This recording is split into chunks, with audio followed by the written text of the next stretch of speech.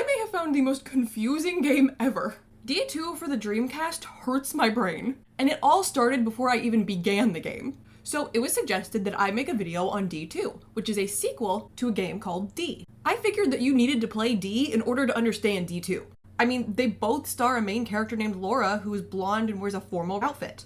Of course they're the same character. So I go through D and learn all about Laura Harris and how her father is a vampire. Then I get to D2, ready to continue the story from the first game, only to discover that this is Laura Parton, not Laura Harris. D2 has absolutely nothing to do with the first game. Apparently the creator of these games wanted Laura to be a digital actress. So kind of like how an actor is in different movies, totally unrelated to each other, Laura is a digital actress who plays different characters in these games. They're not related at all. It's just the same actress playing her. But for some reason, this actress only takes roles as characters named Laura. After all of that confusion, I jumped into D2 and was left baffled once again. There's evil sorcerers, Mother Earth, a made-up addictive drug, monsters, clones, memory loss, time travel, teleportation, and none of it connects. Crazy things will happen back to back in rapid succession, and you have no idea why. You think that surely there will be an explanation for it all at the end,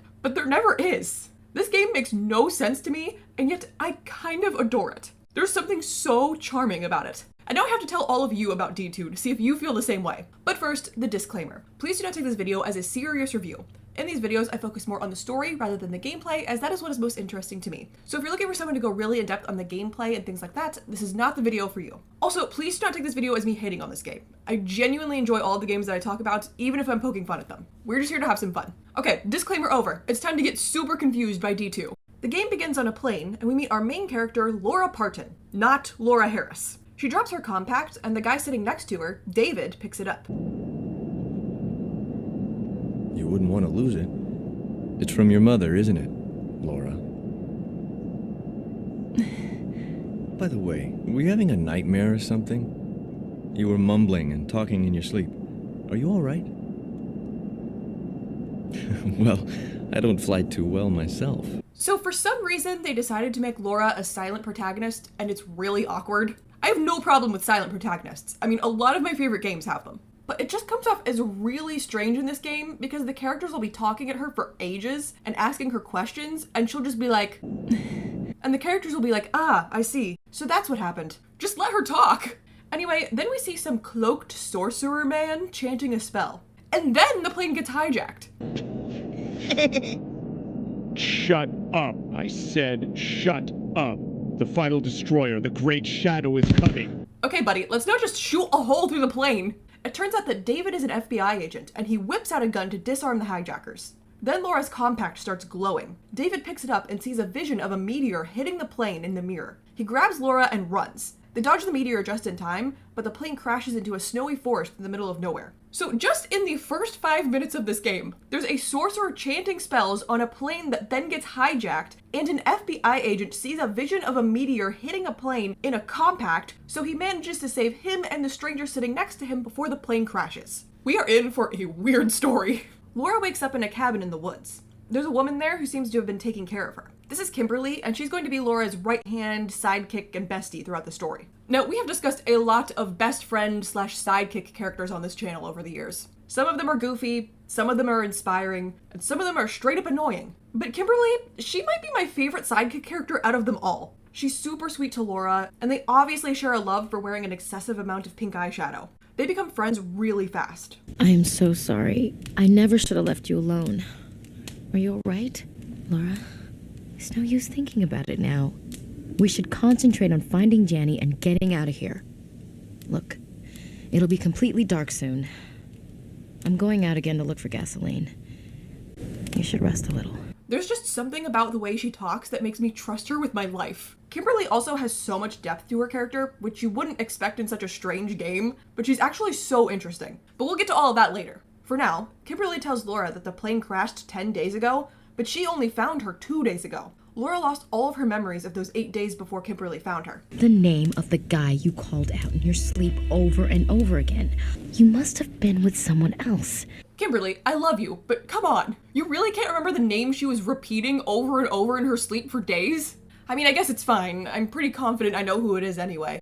She tells Laura that there was a little girl named Janny with her when she found her, but Janny ran away and is currently missing. They think that she might know what Laura was doing in the 8 days she can't remember, so they need to find her. But first, they get a visit from one of the hijackers. He morphs into this disgusting monster and attacks Kimberly in a really gross and disturbing way that I'm not going to show you to spare your eyes. Some guy named Parker bursts in and saves her. He shoots the monster and it runs off. Parker tells the girls that there's an infection that's turning people into monsters. The only way to tell if someone is infected is if their blood is green. And if it is, it won't be long before they turn. Then Kimberly is like, "Parker, I don't trust you," and forces him to leave. Later on, Laura finds a radio, but it won't get a signal. Kimberly says that she writes poems, and she conveniently has one that she turned into a song on a tape. She plays it on the radio while opening up to Laura about her past. Both of her parents died, and ever since she's been addicted to a drug called Linda. It's not super clear what exactly Linda does, but it makes Kimberly feel better. It does have a side effect of making people aggressive, but it hasn't seemed to have affected Kimberly in that way. Yet. Then the radio breaks, which really kills the mood. I recently went through some of my poems and I realized something. Every one of my thousands of poems are so sad.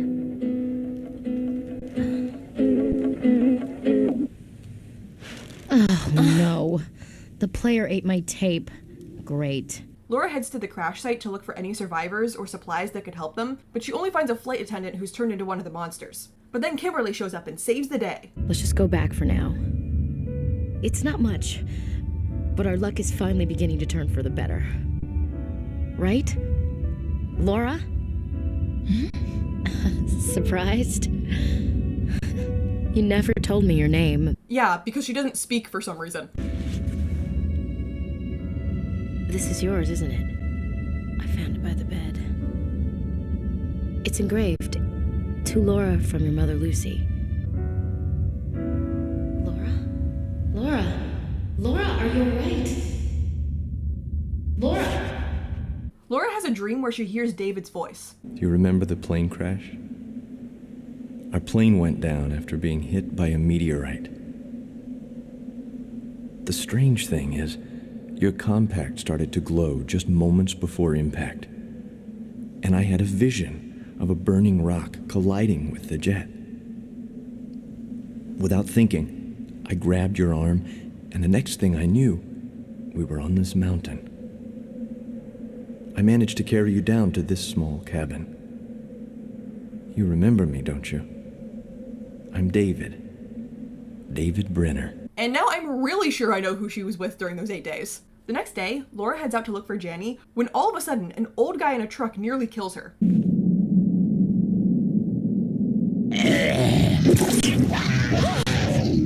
She kills the old man monster and is horrified to learn that he's Janny's grandpa. Then she finds a phone which conveniently connects her to Janny. Grandpa! Is that you? I knew you'd come, Grandpa. It's Janie! Can you hear me? I'm in the building with the big fence around it. I thought you were coming in that trailer, so I've been waiting. I'm cold, Grandpa. I'm so cold. Help me, Grandpa. Laura, it would be so convenient if you could just talk to her and tell her that help is on the way. She finds Janny, but the place starts to cave in. She passes out, and in her unconscious state, she hears a woman's voice who is like, "Laura, I am the mother. Wake up." Laura, awake, Laura Parton, in the name of the Great Mother. And then she starts to see visions of dinosaurs? I don't know. She wakes up back in the cabin with Janny, and Kimberly is like, "So you guys literally fell through the ceiling?" What happened exactly? I was just sitting here worried because you were gone so long. Then all of a sudden, the two of you just fell out of the sky. A bright golden light lit up the entire room, and then boom! See? Look up there. I'm getting more confused by the second. Janny apologizes for running away. She was looking for her grandpa who lives nearby. It was at this point I started to wonder what this town even is. Occasionally, Laura will run into real people who live in this town, but for the most part, it's full of abandoned buildings and monsters. And if Janny's grandpa lives there, did he see the plane crash? Did the other residents of the town see it? Why is no one called for help? Are they all too busy with the monster problem? Anyway, they asked Janny if there was a man with Laura when they first met, but she's like, "No, Laura was already alone when I met her." Was Laura with a man? Laura was all by herself, just like me. Oh, so much for that. Thanks for nothing, Janny. You're lucky you're cute. The girls need a new place to stay now that there's a hole in the ceiling, so they head out on a snowmobile. Kimberly drops Laura off to investigate an empty house, while she and Janny go check out the path ahead a little more. Inside, she finds some dude. I never figured out who exactly he is. Please, don't. Oh, please don't. What do you mean by that? Wait, why is Kimberly here? In a bath towel! I thought she just left with Janny! The guy spots Laura and ties the girls up. He insists that they're both monsters, and he can prove it. He shoots Kimberly, and her blood is green. Kimberly transforms into a monster and kills the guy. But before she can attack Laura, the real Kimberly shows up.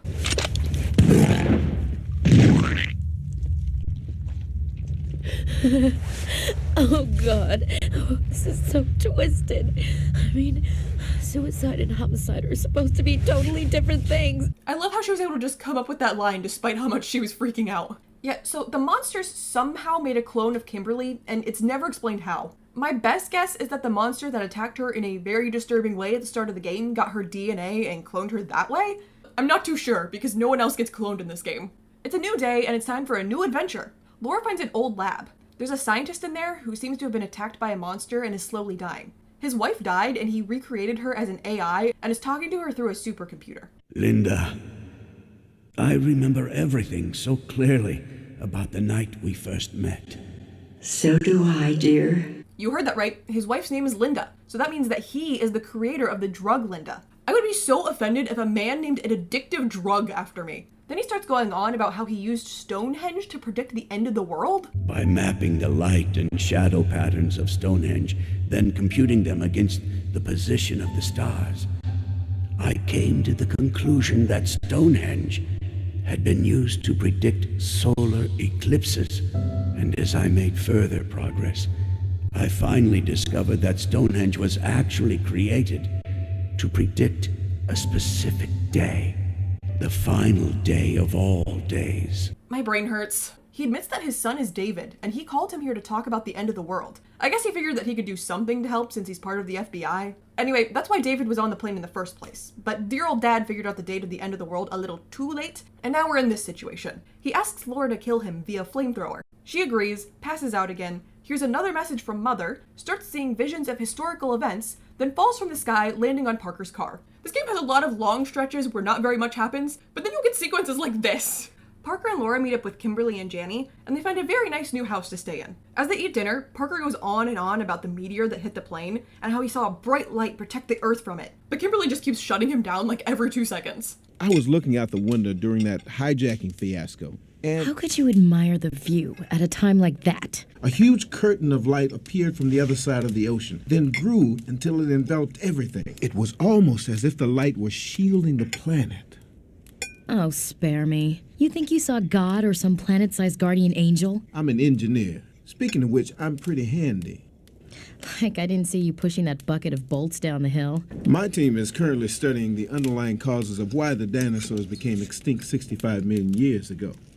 What? Maybe you think a flying saucer caused this too. I also think that a meteor caused our plane crash. So you're saying that an asteroid took care of the dinosaurs and now they're after us? We're doing our best to follow the fate of the dinosaurs, and the powers that be are trying to... Kinda new agey, aren't we? Those meteors from 65 million years ago have everything to do with what we're seeing now. Oh, Laura, you're done eating. Sorry, we've been talking nonsense. Kimberly, I really don't think he's a bad guy. Let's lay off him a little. Kimberly explains that they're not the only ones living in the house. There's some weird guy upstairs, but he won't open the door. Every time I knock, he just shouts that he's practicing, and he keeps playing the piano. Who's there? Who's there? Mother? Is it you? Guess not. Go away!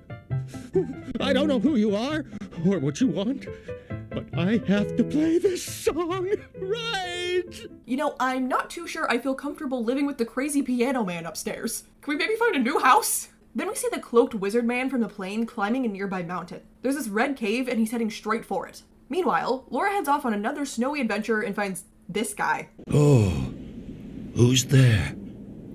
I see. You're the final visitor prophesized in this book. Again, what kind kind of town is this? He tells Laura that she's the one from the prophecy that will save the world. Laura leaves this guy alone from now, and she stumbles upon the home of the mother of the crazy piano guy. I made him practice the piano every day.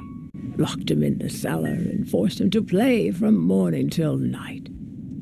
And finally, I brought him here to the middle of nowhere so he would have nothing but his piano. I gave him a drug called Linda.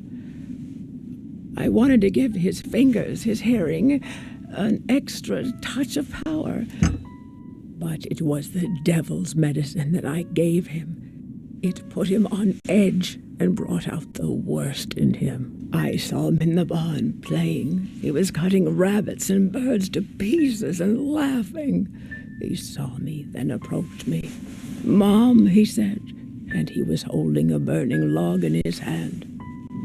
"Mom, I can play the piano really well," he said. "I can play really well, Mom. Are you happy now?" He shoved that burning log right into my face and burned me.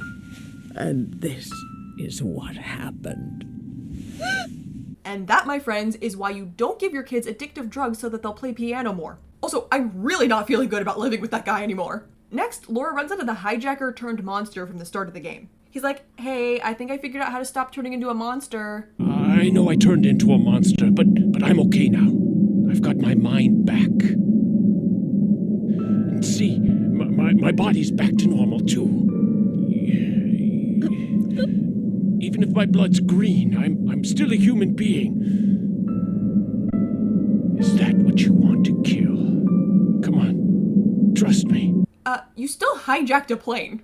No. So then he immediately turns into a monster, and Laura is forced to put him out of his misery. And then he gives his tragic backstory. The sorcerer was just using us, and we didn't know it. We took Linda. The Linda he gave us got on that plane. It felt like bees were flying around in our skulls. Don't remember anything else, just the buzzing. The buzzing in my head. You've got to stop him. He says he's fusing with the shadow, becoming one with him, to get the power to destroy the world. Said that the shadow's been asleep in Death Mountain up north for 65 million years. Now the meteor woke it up. You've got to stop him. And that, my friends, is why you don't team up with an evil sorcerer who wants to fuse with a shadow that's been asleep in a mountain for thousands of years and woke up thanks to a meteor that hit the plane you hijacked while you were under the influence of a mysterious drug called Linda. Laura goes back to visit the weird prophecy guy, but it turns out he's been brutally murdered. And so has the crazy piano man that was living with us, which makes his mom really mad, so she turns into a monster and tries to kill everyone. But Laura stops her. All of this murder is very concerning, but luckily Janny helps us figure out what's going on. Help me! Help me! I've been hiding because I was so scared. Kimmy was acting weird to me. And that man upstairs, too. So it seems that Kimberly might be suffering from a bit of that aggression side effect of Linda. Anyway, Laura found some bombs with the dead prophecy guy. I don't know why he had those, but I'm not going to question it. So these bombs are actually really useful because there's this huge gate blocking the path to the big mountain where the sorcerer merging with the darkness is. Kimberly is very insistent that they go blow up the door right now. Set it to go off in, say, well, it's from here to the stone bridge. 15 minutes should be long enough. Hey, just hold on a minute. We haven't even tested this thing yet. Test? Don't be such a wuss. Come on, hurry up. I have a gate to blow up. All right. I really think we need to take the Linda away from Kimberly. My bestie's getting reckless. Holy shit! I didn't set it for 15 minutes. I set it for 1,500 hours. Don't you see? I didn't set the thing to go off in 15 minutes. It's set for 3 p.m. There's only 5 minutes left. Kimberly! Parker! I'll go save her, but just know that she's going to be so mad at you when she gets back. What's with you? You said you wanted to help me. I was this close to getting killed, and if I had, it would have been all your fault.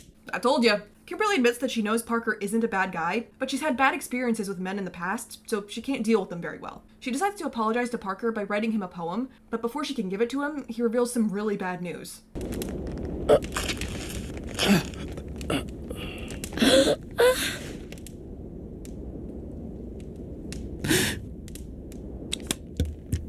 I've somehow been infected. Parker takes the last bomb to the gate, planning to sacrifice himself. Kimberly insists that they go after him, even though he's definitely a goner. When the girls get there, the wall is gone, but Parker survived the explosion and transformed.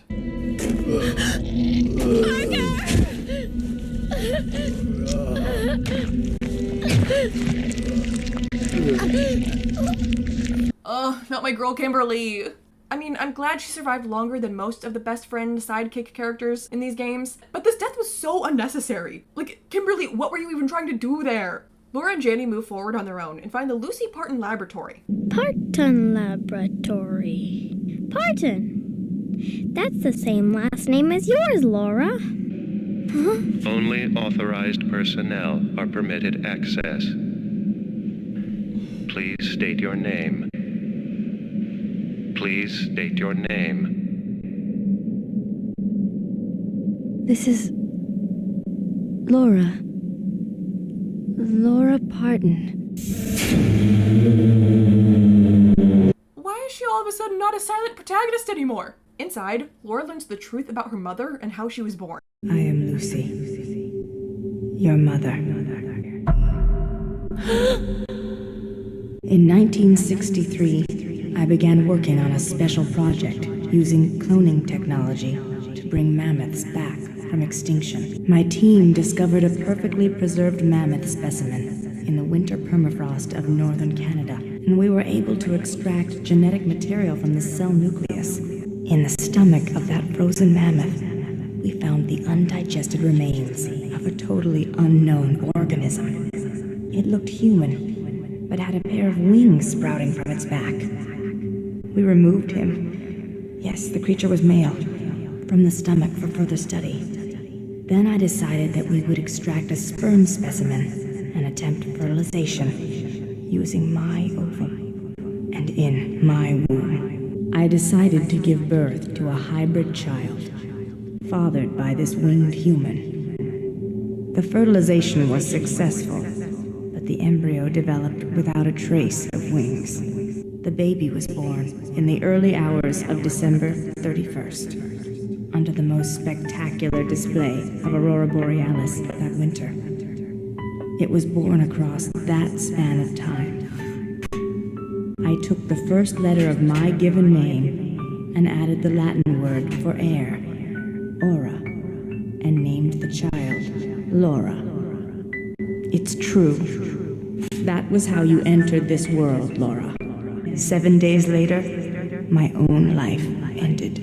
But others at this institute and the government wanted to repeat the experiment. They transferred my mind and will to this, but without a compatible ova or a willing surrogate in which to bring the embryo to term. Their efforts ended in failure. Look. So this is really weird. Lucy begs Laura to kill her, the lab falls apart, and Laura passes out again. In the meantime, the sorcerer has entered the cave and is fused with this shadow guy or whatever. Back to Laura, she and Janny fall out of the sky once again, and it looks like the world is about to end. Laura, I don't feel so good. Oh, Laura, I think I'm getting sick. Laura, I can't talk. Laura, I'm scared, please, Laura. I'm scared. Laura, I'm so scared. I can't see anything. I can't hear anymore. Laura, I'm scared. Please, Laura. Oh god! Why did poor Janny melt? Laura rushes up the mountain and sees this shadow god, which is very ugly. She begins to fight it, but it takes away all of her senses until she can't see or move. She hears the voice of the mother again, who tells her that she must remember what happened during the 8 days she forgot in order to save the world. Laura, how many days has it been since the crash? The snow will soon cover my body, and maybe one day I'll come back again as a very small flower. But it's different with you, Laura. You must survive. So the big reveal is that she was with David. I could have told you that ages ago. Somehow the flower in the compact brings back all of her senses and she kills the Shadow God. Then she goes back in time to before all of this happened. She falls from the sky yet again and lands in a bookstore. She finds a book of poems written by Kimberly and then runs into David.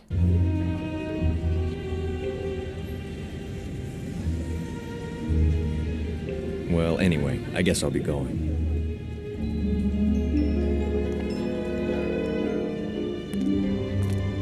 David!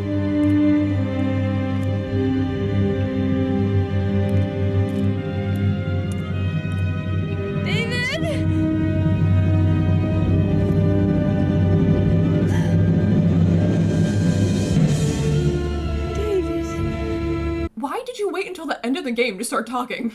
The credits roll, and then you're shown a bunch of statistics about the population and how many people have died of certain diseases for some reason. Then the game ends. And that's D2. I am so confused by this game. Here's what I think I know for a fact happened. This shadow that wants to end the world was dormant in the mountain for thousands of years, but somehow the meteor woke it up. And then there's the mother. I'm not sure if she's supposed to be Mother Nature or something, but she represents light. Laura is her chosen one to save the world because she's some sort of perfect person because she's a hybrid between a human and the weird specimen her mother found. And now here's what I don't understand. Who is the sorcerer? Why did he want to merge with the shadow? Why did he need these guys to hijack the plane if a meteor was going to crash into it in the first place? Why did Laura's compact show David the future?